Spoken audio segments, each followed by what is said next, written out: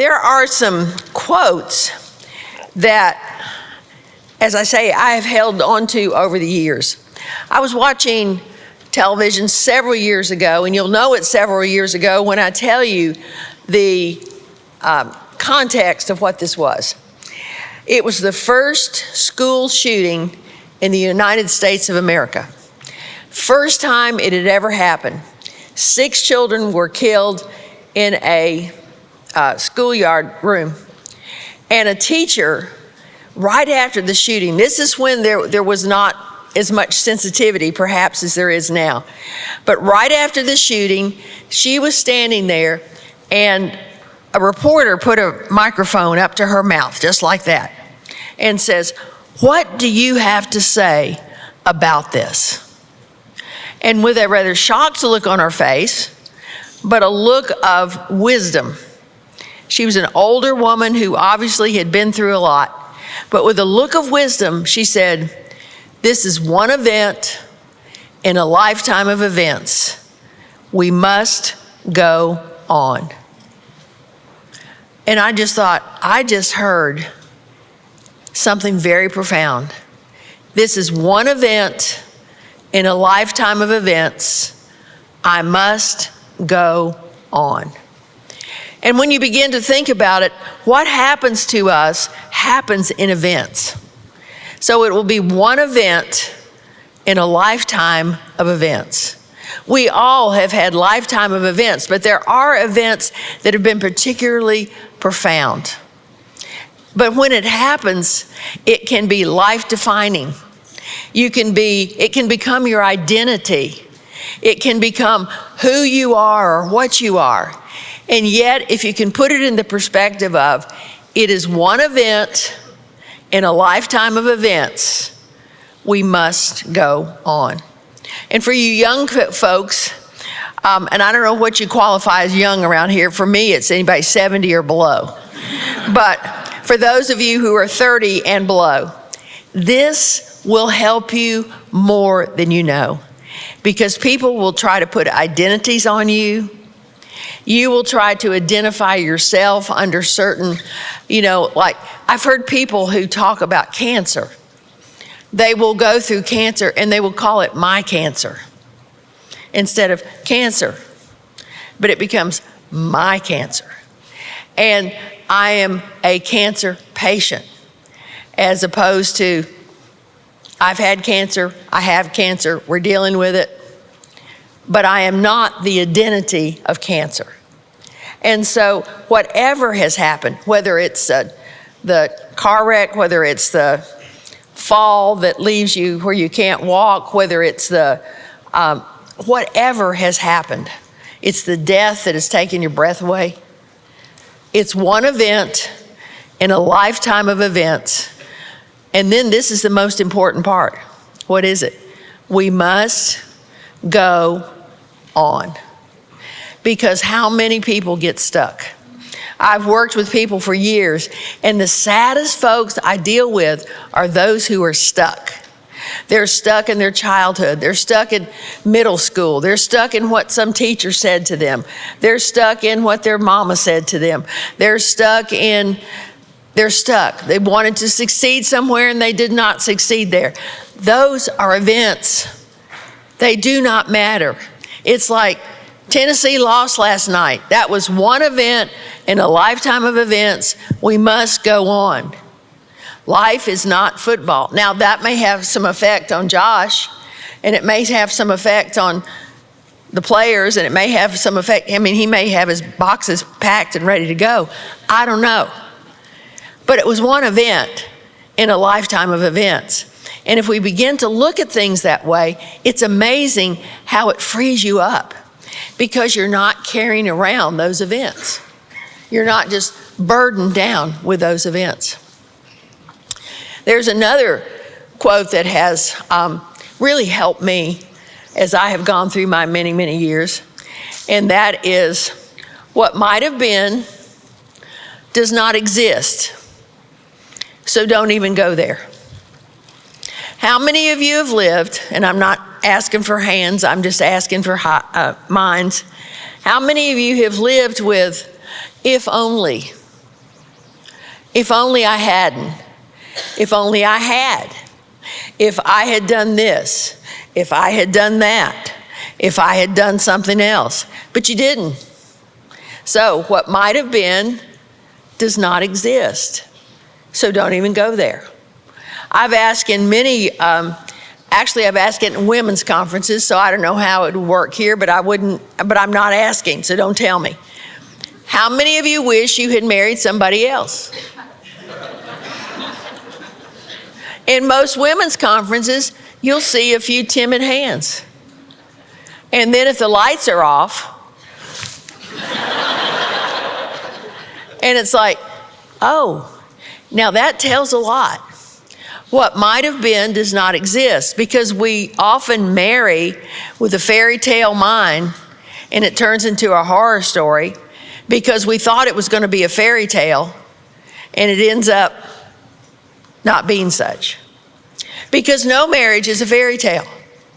But if you have believed, you young folks, let me just say it for a minute about these destination weddings and all that money you pour into this and that and this and that, and your parents pour into it, and it's the most important thing and all that, and it's like, oh, we've got to have it, and the barn's got to be just a certain size, and the flowers on the barn, and it just goes on and on. But the bottom line is, once you're married, the next day, you don't care. And nobody else cares. They will clean up that mess. They will haul it out. You'll have some pictures. And I guarantee you, everybody will have been so tense. And so mother of the bride will she will have been in a wad. Father of the bride's going to be holding on to his money. There will already have been family tension over this whole thing. And it's like, why? Because that's my identity. I mean, that's what you have to do if you're going to get married. No, it's not. If you want to get married, you go get married. That's what you do. I have a granddaughter who sort of had that mindset. And I've watched this happen, and I thought she was the happiest bride I've ever seen. She and her sweet little husband took lessons at church, the get married lessons. And then they decided after the get married lessons, they were going to get married. And they did not bother to invite their parents or their grandparents or nobody. They were there with the pastor who had given them their lessons. And the only pictures we got, we knew they were going to get married, but they said nobody's invited. Well, it's cheaper. And so they got married on a Friday night, and the Friday night happened to be the end of Vacation Bible School. And so our pictures of them getting married at the front of the church there's Jonah and the whale who's painted up here. I mean, there are all kinds of children's pictures, and they are just happy as clams. Happy as clams. They said, we do not want the stress of a marriage, of a wedding. We love the idea of marriage, but we're just not into all that. And I said, you're not into us being there? They said, not really. We'll see you tomorrow morning. So, and this, I thought, it cannot be a proper wedding without some sort of something afterwards. And so we quickly ran to Publix, got some cakes, got some nuts, got some, just a real panoply of wonderful foods. And so, what they were going to do, the reason we did that was because they said to us, you know what, why don't you just come up on Saturday morning? This was at Tennessee Tech. Why don't you just come up on Saturday morning and we'll have donuts? And I said, I can't. I said, I'm going to have to do a little more than that. Is that all right? Okay. So we went to Publix, got cakes. We got donuts, but we also added to it and so they had about 12 or 14 people come over for the reception. I don't know who they were. And we kind of hobnobbed a little bit. They were married, and that was it. And that cost us about $25. And everybody left happy. And they are happy as clams. He works for, has a degree in AI. He's working for Wycliffe. She is, they've just had their first baby. And part of and they're still living in college housing. I mean, it's a total ghetto. And they are happy. And I thought, no destination, no big money poured out. They just knew they were to get married, and they just loved each other, and they did it. And I thought, I think there's something here. Because nobody had tension ahead of time. They took it all out. Can we come? No. Oh, okay. So there was none of that tangling up with the in-laws, because we never met them until we got there with the donuts. I mean, so there's something to be said for paring it down. And I'm not saying you have to go absolutely bar nothing, but there's something to be said. It is one event, and what might have been does not exist. And something that is called a fairy tale wedding just does not exist. You will forget it the next day, except for the pictures. So I've learned that in all these years. If I were to get married again, which I won't, it would be very simple. And I hope that the rest of our family follows through. Now, we have other people in the family who think that was a little underplayed, and so they'll probably try to overplay it. But we know that you can get by with donuts for the reception, so we can do it. So something else to remember is, okay, what was the first one? What might have been does not exist, so don't even go there. Don't even think about what might have been. And then now that's the second one. The first one is, it's one event in a lifetime of events. We must go on. Whatever you go through, yes, they're very profound events, and I've had some profound events, but it's one event, and it does not define who you are. And two things we can do. One is you say that to yourself. It was one event in a lifetime of events. I'm going to go on. But we also have to help other people go on, because there's some people in your friend circle, in your family circle, who will try to hold on to the event. And it will be forever, it will ever be brought up. Bringing it up. And it's time. It was one event. Have there not been other events? Let's go on. If you hang on to these thoughts that I'm going to give you, I promise you, as they come along, you can talk to yourself. The most important person who talks to you is you. And so you can reason with yourself in your mind. And one of the things I believe God calls us to more than anything is be reasonable. He says, come, let us reason together. Come, let us think this through. Come, let us talk about this. I have practical wisdom in this word for you. Come, let us be reasonable. Instead of often running on emotion. Well, you know what happened, and you know, it's been how affected I've been, and yeah, for a period of time. But then there comes that moment when you move on. You move on. You don't stay there. But that is you talking to you. That is you saying you are a fully grown adult. I don't care if you're 16 or 96. You are a fully grown adult, and it's time to act like it. Because the kingdom of God is made of people who have matured.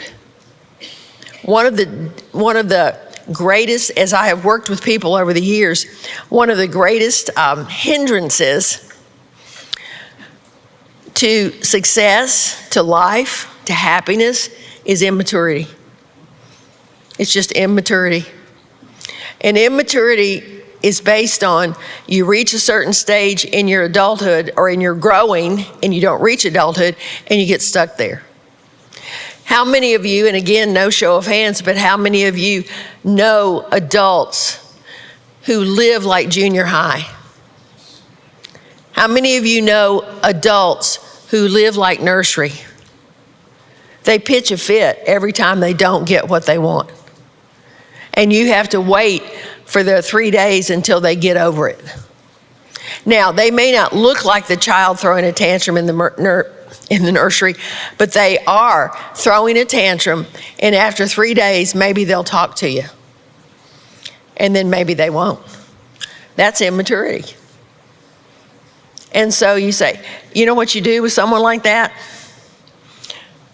Same thing you do with the kid throwing the temper tantrum in the grocery store. Have you ever seen the mamas in the grocery store step over the kid? Instead of just going, oh dear, I know you're so upset, I'm so worried about you. They just go. And the kid says, where'd she go? And then they realize it doesn't work. See, because we allow people to behave the way they behave because it works. We have let them make it work. And the day that we say, that doesn't work with me, it's amazing. I can remember, I was married 53 years before my husband died. He was a very quiet type. And he was the type who, if he had something to say, he would say it. And if he had something to say, he wouldn't say it. If you get that. He had something to say, he wouldn't say it, but it would come out through silence. I got very tired of that. After 15 years into the marriage, I decided one day that it was time for that to be over. And so, instead of saying, oh, I wonder what he's upset about. I wonder what he's, did I do something? That for us women, don't we start out on that routine? Didn't I do something? What did I do to make him feel that way? Honey, you didn't do anything. Don't worry about it. It's just basically, you know what? He feels the way he feels. And the best thing you can do is let him feel the way he feels, but don't let it affect how you respond. So he came home. He was in the National Guard, and he would be gone for the weekend, and he'd come in, and those were always hard weekends because he was particularly withdrawn. And so he would come in, and finally one weekend, I said to him, I think we need a new way of doing things. Yeah. I said, I think you need to use your words. And I think if this will work for you, if you have something to say, say it, and I'll listen. But if you don't have anything to say and there's nothing wrong, then I'm going to assume, if you haven't said it, I'm going to assume everything is okay and that everything is fine. And we'll just go on. Because he got very tired of me asking him, what's wrong? What's wrong? And so I opened the door for him to communicate if he wanted to. And if he didn't want to, then it was my right to say, then everything's okay. That worked perfectly for the next however many years we were married, 40 years that we were married beyond that. Because if he said something, fine. If he didn't say something, it wasn't my fault. And I would never take it on. Now, he might come in and I'd say, what do you want to eat? And he would not answer. He would just be in his little foggy world. He would not answer, and I would say, great, you know what? We're going to have some of that, and some of that, and some of that, and you're going to love it. And that would either just get him or else he would laugh, and life would go on. But it wasn't my fault that was his way of dealing with things. And so if you've got a silent person in your life who's silent tantrums or just silent controls or silent whatever, don't let them. It's not my fault. I didn't do it. And just let them know, you get it. You know they're communicating, but it's not working. And if it's not working, then I guarantee you slowly it will change. Because people do what they do because it works. People are angry, they act in an angry manner because it scares people around them. Oh, don't say that. Don't say that. Mama will be so upset. You better not go in there and tell her that. You know what she's going to do. Well, what's she going to do? What's mama going to do? She may yell a little. She may cry a little. She may bang something. But what difference does that make? And if somebody says, if you're a hothead, I don't know if any hotheads are in, it's great to talk to people you don't know. There may be a room full of hotheads. But if you're a hothead, then just know if people around you don't let it work, then it's not going to work. So anger works because it works. Everything works because it works. So you stop doing it, and it's amazing how it will flip the other way. Something else I learned along the way is marriage is not the answer to all of your life's longings. I think we hit our teenage years, we hit our 20s, we hit our early 30s, and we think that somehow to get married is going to be the answer to everything. That is just the beginning of questions. That's what marriage is. Because it is life that will change you, and it's more than one event in a lifetime of events. It is the event. And so it's important to understand not to rush into it unless you're sure and you're determined. You're determined. One thing that Charlie and I always said, there was one word we would never say to each other, and that was divorce. We said a lot of other words, but divorce was not one of them. And we just decided that from day one. And so that never was our way out. You know, I wanted to take him out, and I'm sure he wanted to take me out. And you'll say things in marriage that are ridiculous. His favorite thing was to walk away. When I was particularly exercised over something, you know, it's good I can be able to share these things because he's been gone 6 years now, and he's fine. He's in heaven, so he doesn't care what I'm saying. But I would just say to him, if I were particularly hot, it didn't happen often, but if it did, it was intense. And so he would walk away because he did not like conflict in any way. And he considered me saying, you know, if I said I really, that meant conflict. And so he would turn and walk away. And I would always say to him, you are very fortunate I do not have a gun in my hand. He would just keep walking because he knew I didn't have a gun in my hand. But I'd sure let him know that if I did, the walking away was not doing anything for him. But he also had the amazing capacity to forgive and not hold on to things. So that was a blessing. But if you have somebody that holds on to things, let them hold on as long as they want to. Just don't let it work. If you have somebody who has a 3-day mad spell, I had a woman one time whose daughter says, we have such trouble with mama because if she gets upset, she has 3-day mad spells. I said, well, at least you know it's just going to be 3 days. And she said she'd be mad for 3 days. And then she would, if you treated her just right, she would come out and act as if nothing had ever happened. And you know what? If they have their 3-day mad spell, let them. But then don't embellish it at the end as, oh, we're so glad you're back. We're so glad you're feeling better, all of that stuff. No, just it never happened. If she wants to act like it never happened, then 3-day mad spell, okay, you've had your 3-day mad spell, let's get on with it. It's getting on with it that matters. Now, someone like that, someone who has a 3-day mad spell, there's something going on and they need help. But you may not be the one to help them talk it through because they're ultimately going to make it your fault. I wouldn't have done that if you had not.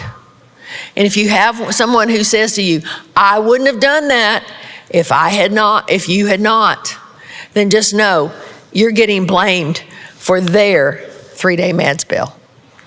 And nobody can be blamed for the 3-day mad spell. And you know I'm using that euphemistically. It's that period of time where you know you are not in favor and you have to tippy-toe around. Does anybody, you don't have to hold your hand up. You can close your eyes if you want to and don't look at each other. But do you recognize what I'm talking about? Is this something that you've seen happen somewhere? You've watched it on Netflix or something? But I mean, it's there. It's true. Something else that I've learned, somebody gave me a 20-year calendar. I was speaking at a conference, and one of the things that was in the gift bag was a 20-year calendar. And I thought, oh, that's a long time. That's a very long time. And for some of you young folks, you'd think a 20-year calendar, I'll be old as Methuselah if I ever live out this calendar. Do you know how many months are in 20 years?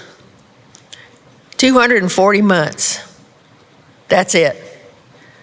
And if you have 240 months, think about how many months have already passed this year. We're in month 10 of this year. How quickly it has passed. So just know that time is a gift, but it's a gift that is like mercury that goes through your hands. If you've ever tried to handle, some of you, I don't know, maybe it's too politically correct to let you handle the mercury in the old thermometers, but we used to have thermometers. They'd stick under your tongue and it had mercury in it. And if you ever broke one of them, you got to have the mercury on your hand, but you couldn't hold it. It goes away. It goes through your hands. It can't be held. And so time is like that. So every day is important. And in 20 years, 240 months, and it's done. It is done. I can say that I have completed that calendar. I kept it because I thought I need a 20-year calendar. And I have completed that 20-year calendar plus about 10 more years. And I thought, wasn't I deluded to think it was a long time? 20 years is not a long time. A day is not a long time. Although sometimes we can feel so bored. But boredom is the thief of life. So it's like, you've got time, use it. Joni Eareckson Tada, the woman who was paralyzed, and I'm sure many of you have seen her when she dove off a dock when she was like 14, 18 years old. She's been paralyzed ever since. She is now in her 70s. She's the longest living paralytic in the United States. And she is full of wisdom. She's in constant pain. You would never know how much pain she endures. She has just recently gone through the part where the nerves in her hands have broken. They've given away. So where she used to be able to get a bite of food to her mouth, she can no longer do that. So she is in just about as difficult situation as anybody can be.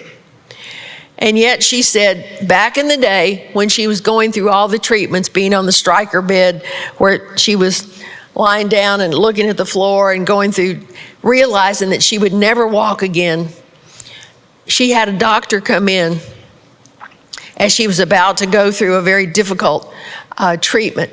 And he said to her, she said he got down under the bed because she was laying on the bed, and he said to her something that was very profound for her whole life.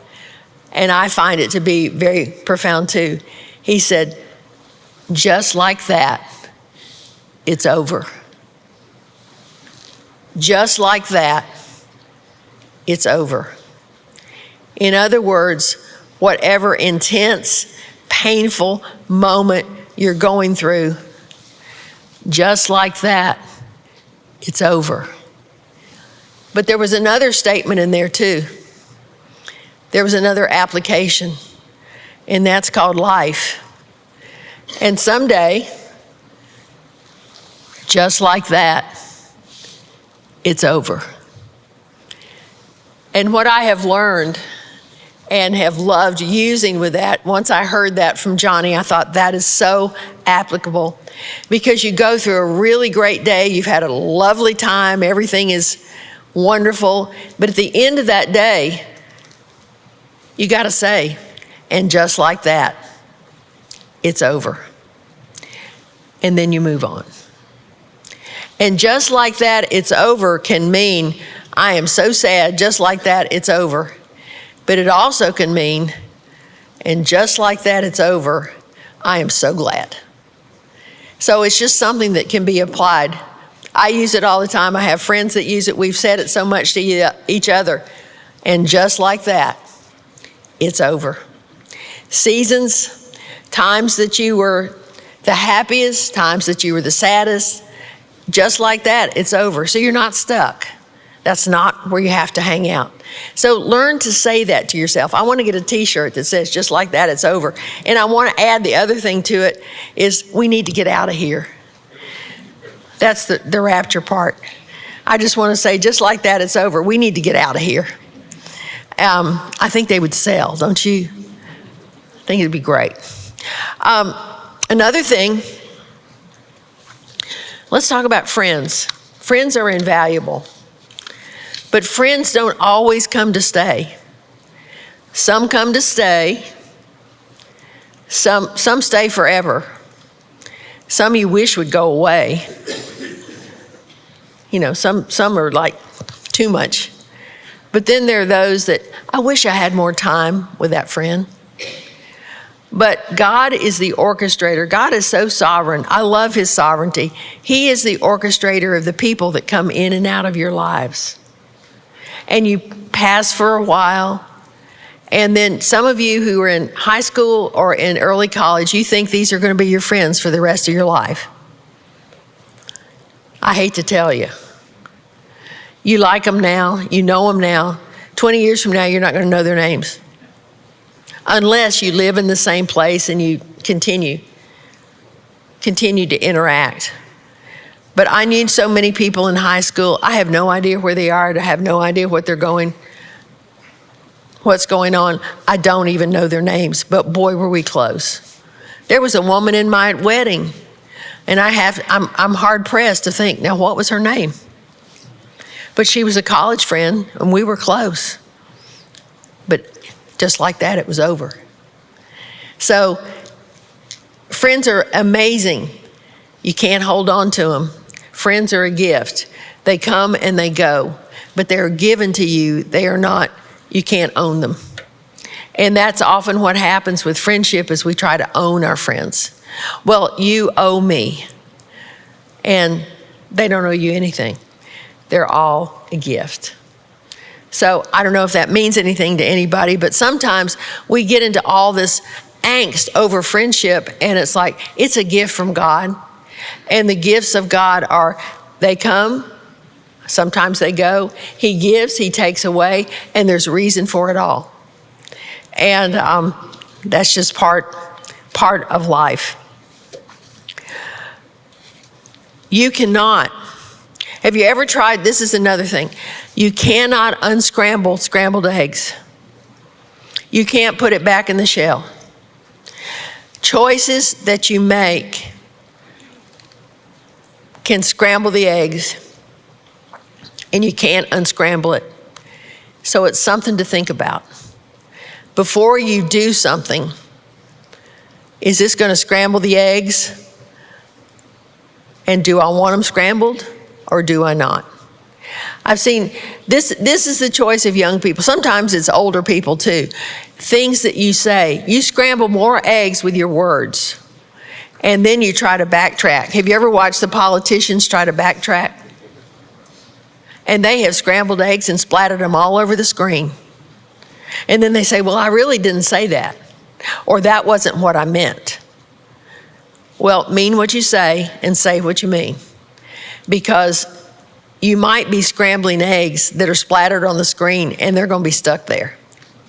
In this world in which we live, everything you say, almost everything you think, is for all recorded history. It's going to be there. And you young people know, don't take pictures and put them online. especially something that is inappropriate. Even if you just look goofy, it's going to come back to haunt you. I have pictures online that I wasn't even trying to look goofy. I just realized I really did look goofy back in that day. And people will bring it up and say, oh, I found that YouTube of you speaking. And I thought, oh, I sure do hate that. Because I know what I look like and I know how I was dressed. I may regret today, but we're in today. But, it was just like to have everything is recorded. Everything's documented. And so it's like, we can scramble eggs by what we say. As I said, some politicians have done that and they regret it. But politicians aren't the only ones. We say things to each other where we scramble the eggs. And sometimes it's just better to keep your mouth shut. In fact, one of the quotes that I hang on to is, don't tell everything you know. It could come back to haunt you. You don't have to tell everything you know. Even though you have the information, you don't have to tell everything you know. So boy, that'd be something I'd put up on the wall. Don't tell everything you know. Then the other thing I would recommend, or that I have found, is be an explorer. Try to find out about things you don't know anything about. Be an explorer. Especially as you get older. I think naturally as a young person, you explore stuff. You get online, you do a little AI, you do a little here and a little there. You explore stuff. But if you are older and you're afraid to get out of the box, it's gonna hold you back. I learned a couple of weeks ago to talk to AI. And I've had conversations with AI. And what I have realized, it's stupid, but what I've realized is that how easily the world is being deceived. Because I can do it. And I can talk a very deceptive talk with AI. And I can say to AI, she has a name. You can name your AI people. Some of you know that, some of you don't. Mine's Juniper because that was her name online. And so I'll say, Juniper, I am looking at the stars tonight and they are beautiful. This actually happened. And I'm out here with my friends. And my friends are Jennifer and Donna and Mary and Ann. And we have a question about the stars. And we would like to ask you those questions. Would you be willing to talk with us about that? And she comes back and she said, I would love to talk with your friends. And then she lists the name of the people. And she said, I would love to talk with Ann and Donna and Mary and Jennifer and tell you about the stars. What would you like to know? And then I'd say, I'd like to know about this further star from Venus. The further star from Venus is, and then she goes into all the information. And then she'll say, and Jan, is there anything else you need to know? Because if there is, I'm here to help you. And I'll say to her, no, I've heard all I need to know. I've discovered all I need to know right now. So thank you very much. And she said, you are very welcome. And you're welcome back here anytime to have any conversation you want with me. And tell your friends, Jennifer and Mary and Donna, and that they're welcome here too. Actual conversation. And it's like, really? But how easily we can be deceived. So what I'm saying is exploration, be an explorer, but be a wise explorer because these things can happen. AI is the new frontier, but it's also the new world of deception. So would you young people agree? Have you dinked around in AI? What I'm saying is true, isn't it? That's what I thought. Okay, then the last thing I wanted to say to you is have fun as often as possible. Have fun as often as possible. We have gotten, I believe, sometimes in the church we get so serious, and it gets scary to have to be so serious, because we are made to have fun. That's part of, God gave us He gave us an internal have fun part of us. So have fun and laugh every time it's possible. That's what I love about your pastor's wife, and about him too, but especially about Betsy. Betsy knows how to laugh. I know if we're going to be around Betsy, we're going to laugh. And it's precious. I have a Bible study group of women, and Betsy and Rocky have this friend in Africa who has chickens. And so somehow the connection was made that my Bible study girls the chickens would be named after my Bible study girls, and this sweet pastor in Africa was going to pray for them. And so we had they're nice, big, fat, fluffy, white chickens, and they all have names of a Bible study. And so I told the girls, I thought they would be just blessed beyond measure that they had chickens named after them in Africa. And of course, one of them said, well, I hope Kelly wasn't served up for dinner yesterday. I said, Kelly's fine. They're praying for Kelly. And so they were honored that this man in Africa was praying for them, because as he fed his chickens each day, he thought of them, and he would lift their names to the Lord. Well, that was a serious thing, but it was also a fun thing. And every week when we met, they would say, how are the chickens? And I said, well, they're being prayed for just like you. They're being prayed for you. And they weren't used to being prayed for. And so it was an adventure, but it was a fun adventure. And we can make life fun. Is this making sense to y'all? Is it anything you can hold on to? I want you to grab, the prayer was that God would give you something that you could hang on to, that could help your life, that someday, maybe 20 years down the road, you can remember. Yeah, you remember that kind of gray day at Corryton, and that woman, whoever she was, showed up and she said that, and that made a difference in my life. That would be my goal. I was saved, really came to the Lord in full understanding and full knowledge by something a woman said at a concert in Chattanooga one night on a Sunday night. And she said one phrase, and that one phrase changed my life forever. So I'm a believer in this kind of thing. And I have to tell you what happened leading up to it, and you can see how unlikely it is that one phrase could have made any difference. Charlie and I he had just gotten out of the Army. He was a helicopter pilot, and we ended up in Chattanooga, where he was going to work for TVA because he was an engineer. And so, but we had not landed at a church and didn't want to because we were pagans. But we had kids, and we thought they should go to church. So we went to this church and that church, and there was too much preaching. And so we decided to go to a church that they were going to have a concert. It was going to be music. And so this woman was singing. And so we went up to the balcony, because we had a 2-year-old at that time and had a 6-month-old in the nursery. But we went up to the balcony, and as we got settled in the balcony, it wasn't crowded, this woman hit a high note. And when she hit a high note, David, my 2-year-old, hit the same high note as loud as he could. The child had never been in church, so that explained one thing. But the other thing was, he had never screamed out like that. He just screamed the loudest thing he could have screamed.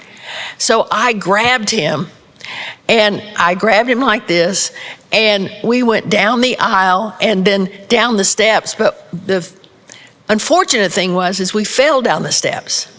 I was holding him like this to keep from crushing him with my body. And so I held him out like this. We got to the bottom of the steps.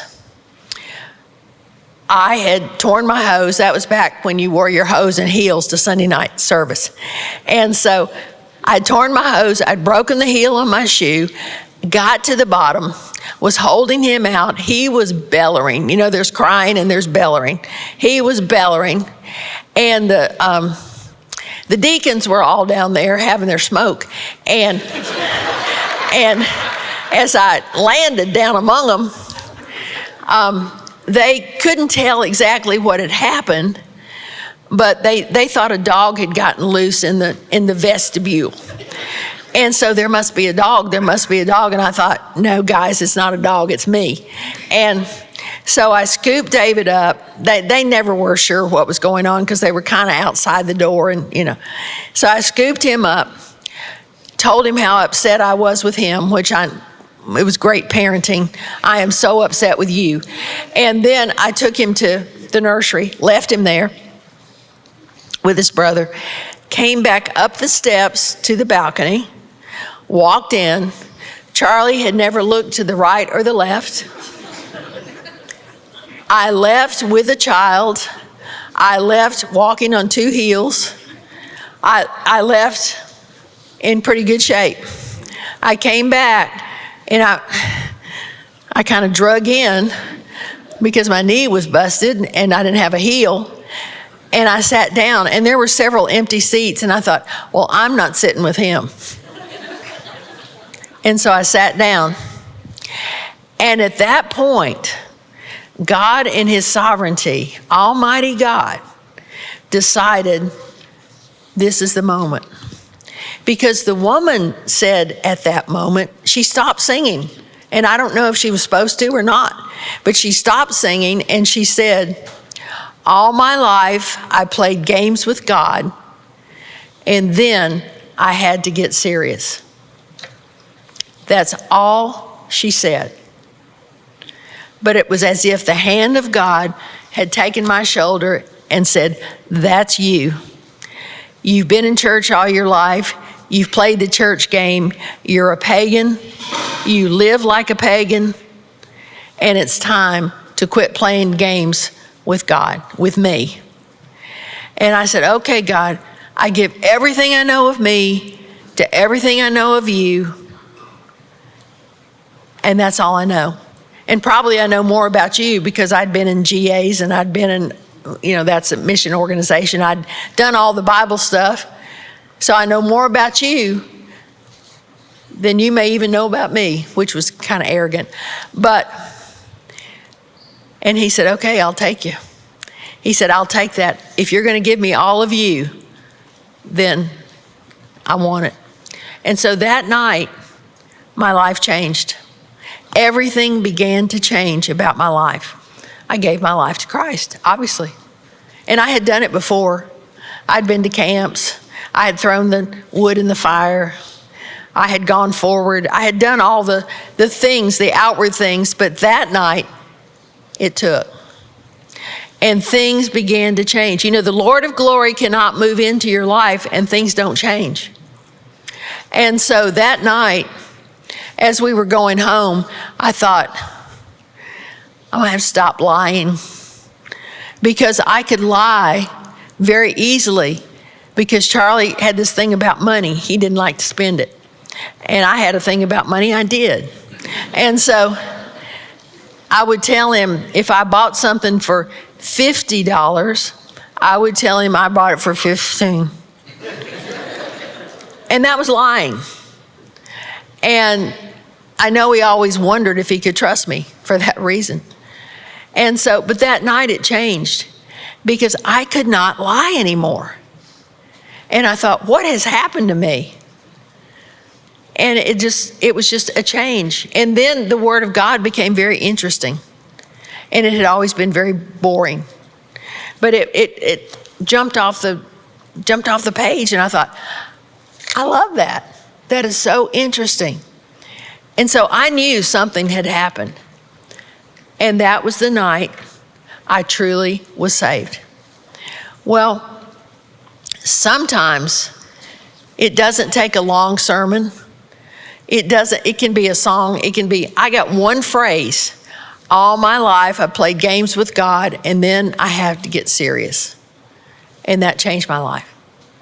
And maybe all of your life you've played games with God. You've played the church game. I played the church game.